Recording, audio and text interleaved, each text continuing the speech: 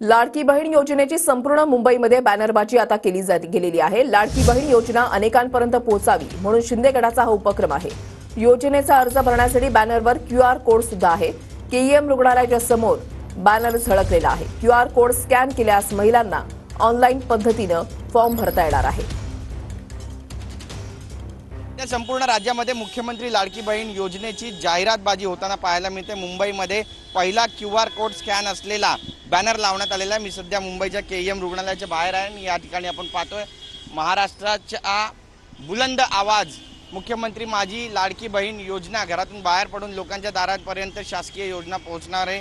मुख्यमंत्री एकनाथ शिंदेंचे या ठिकाणी अभिनंदन करण्यात आले। त्यासोबतच लाडकी बहीण योजनेचा हा जो QR कोड आहे तो पहिला बॅनर मुंबईमध्ये लावण्यात आलेला आहे। KEM रुग्णालयासमोर हा बॅनर लावण्यात आलेला आहे। या QR कोडमुळे लाडकी बहीण योजनेचा फॉर्म डाउनलोड करता येणार आहे, मोबाईलवरच तो भरता येणार आहे आणि पुन्हा ऑनलाईन सबमिशनची देखील सुविधा त्या ठिकाणी करण्यात आलेली आहे। त्यामुळे संपूर्ण माता भगिनी ज्यांना ज्यांना या योजनेचा लाभ हवा आहे, ज्यांना 1500 रुपये त्यांच्या खात्यात हवे आहेत, त्यांना आता तलाठी कार्यालयामध्ये किंवा शिवसेनेच्या शाखेमध्ये जाण्याची गरज नाही आहे। घर बसल्यास ते या QR कोडचा वापर करून हा फॉर्म भरू शकतात आणि अशा पद्धतीने संपूर्ण मुंबईमध्ये बॅनर लावले जाणार आहेत, QR कोड जाहीर केले जाणार आहेत। त्यामुळे याचा कितपत फायदा महिलांना होणार आहे हे पाहणं सुद्धा तितकंच महत्त्वाचं ठरणार आहे। कॅमेरा पर्सन खंडूराजचं गिरीश गायकवाड, TV9 मराठी, मुंबई।